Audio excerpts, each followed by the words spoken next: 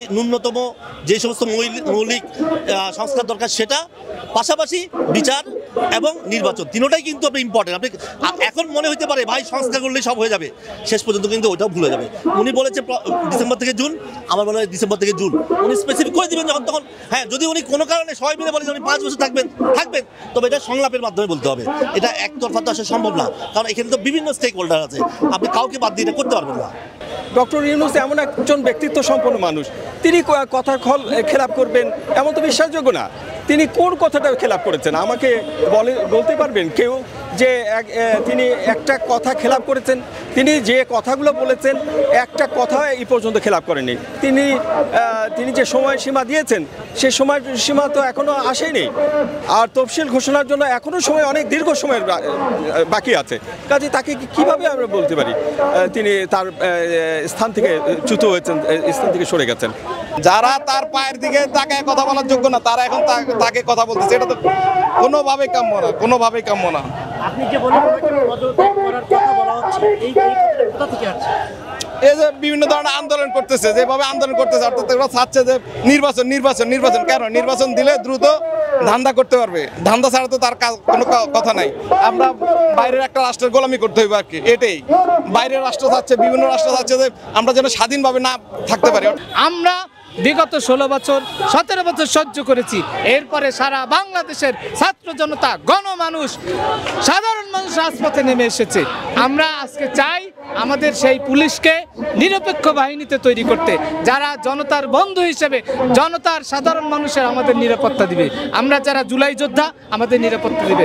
Doctor Mohammad Yunus sir, আপনি আমাদেরকে এভাবে বিপদে ফেলে যেতে পারেন না। আপনার যত সময় দরকার, এদেশের জনগণ আপনার পাশে আছে। ন্যূনতম আমরা আপনাকে বলবো, জাতীয় সরকার গঠন করে 5 বছর ক্ষমতায় থেকে আমাদের দেশে ফ্রি ফায়ার একটা ইলেকশনের পরিবেশ তৈরি করবেন এবং আহত যোদ্ধাদের একটি পুনর্বাসন এবং নিরাপত্তা বিধান তৈরি করবেন। ন্যূনতম মৌলিক সংস্কার করে আপনি এদেশ থেকে আপনার মতো আপনি বিদায় নেবেন। আপনাকে জনগণ যে শ্রদ্ধার সাথে ক্ষমতা দিয়েছে, সেই শ্রদ্ধার সাথে আপনি ফ্রি ফায়ার ইলেকশনের ইতিহাস তৈরি করে বাংলাদেশ থেকে আপনি বিদায় নেবেন। অনেকে আছে বলতেছে ইউনূস সরকার অনেক টাকা পাচার করতেছে সরকারের বসে। ইতিমধ্যে যারা বাংলাদেশ থেকে আওয়ামী লীগের দোসররা এখনো রয়ে গেছে, হয়তোবা কিছু লিডার পর্যায়ে শেখ হাসিনা সহ কিছু লিডার, তাদের স্বৈরশাসকরা এদেশ থেকে চলে গেছে, বাকি দোসররা সবাই রয়ে গেছে। আপনারা ইতিমধ্যে দেখছেন রেল মন্ত্রণালয় সফলতার সাথে তাদের কার্যক্রম প্রমাণ করেছে। বাংলাদেশের জিডিপির হার বাড়ছে। বাংলাদেশে ইসলামী ব্যাংকের কথা বলি, যেই ব্যাংকটা এখন রেড জোনে রয়েছে, যেখান থেকে ইসলাম গ্রুপ সমস্ত টাকা পাচার করে দিয়েছে, এবং এই ব্যাংককে পুনর্গঠন করার ইতিমধ্যে সরকার হাতে তারা পদক্ষেপ নিয়েছে।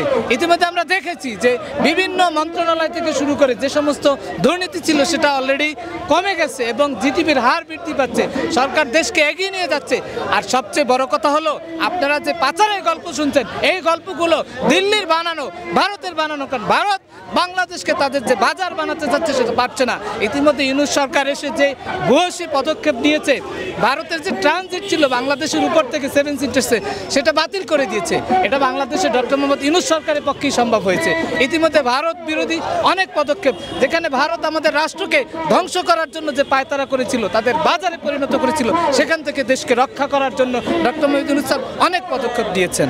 ভালো মানুষ কেউ কখনোই আমরা বাংলাদেশের লাইফে পাইনি, আর সেকেন্ড টাইম পাবো কিনা তারও কোনো আশা নেই। ভাই, উনি একজন ভদ্র মানুষ, ওনাকে যেভাবে প্রেশার ক্রিয়েট করা হচ্ছে তা তো ঠিক না। উনি যতদিন মনে চায় থাকবে।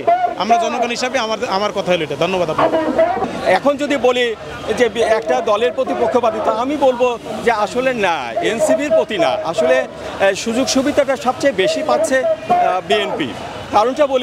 কারণটা হচ্ছে যে আমাদের যে আইন প্রাঙ্গণগুলো আছে, সুপ্রিম কোর্ট বলে, হাইকোর্ট, জজ কোর্টগুলো, সমস্ত জায়গায় যত আইন কর্মকর্তা, সমস্ত আইন কর্মকর্তাই বলতো বিএনপির, 2-1 বাদ দিয়ে জামাতের। কিন্তু এখানে যাদের নিয়োগ দেওয়া হয়েছে তারা তো সবাই বিএনপি।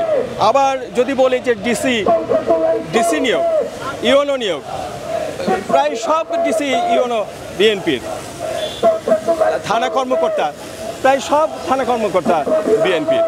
এখন তিনজন এমপি, তিনজন মিনিস্টার আছেন। একটা সংস্থাপন মিনিস্টার, তারপরে যদি বলি অর্থমন্ত্রী, অর্থ উপদেষ্টা, সরি মন্ত্রী তো না, উপদেষ্টা, আবার যদি বলি আইন উপদেষ্টা, এরা তিনজনই কিন্তু বিএনপি পন্থী। বিশেষ করে অর্থ উপদেষ্টাকে প্রধান উপদেষ্টা করার জন্য বিএনপি থেকে মনোনয়ন দেওয়া হয়েছিল। তাকে প্রধান উপদেষ্টা করার কথা বলা হয়েছিল, কিন্তু সেটা প্রধান উপদেষ্টা করা হয়নি সেই সময়, কিন্তু তাকে মন্ত্রী উপদেষ্টা করা হয়েছে। যেহেতু ছাত্রদের পক্ষ থেকে প্রধান উপদেষ্টা ডক্টর ইউনূসকে করার জন্য বলা হয়েছিল বিশেষভাবে, ডক্টর ইউনূস ছিলেন, কিন্তু তাদের যে মনোনীত উপদেষ্টা এখনও কিন্তু তিনজন আছে একেবারে সুস্পষ্টভাবেই। কাজে এখানে যে পক্ষপাতিত্ব হচ্ছে এটা আমি কখনোই বলবো না। কারণ সংস্থাপন মন্ত্রণালয় বিভিন্ন আপনার নিয়োগ দেওয়া হয়, নিয়োগের ক্ষেত্রে যে আপনার সচিবালয় বলেন, থানার কথা বললাম, জেলা ডিসির কথা বললাম, ইউনোর কথা বললাম, সেখানে তো বিএনপির প্রাধান্য। এখানে শুধুমাত্র দুজন উপদেষ্টা আছে, সেই উপদেষ্টা দুজনও কিন্তু বলছে যে একজন বলেছে যে আমরা কোন দল করব, কোন দলে যাব আমরা নিশ্চিত না, এখন আমরা সেইভাবে সিদ্ধান্ত নেইনি। এমন হতে পারে যে তিনি বিএনপিতেও যোগদান করতে পারেন, যে ভূঁইয়ার কথা বলছে, আসিফ ভূঁইয়ার কথা বলছে, তো এটা তো হতে পারে।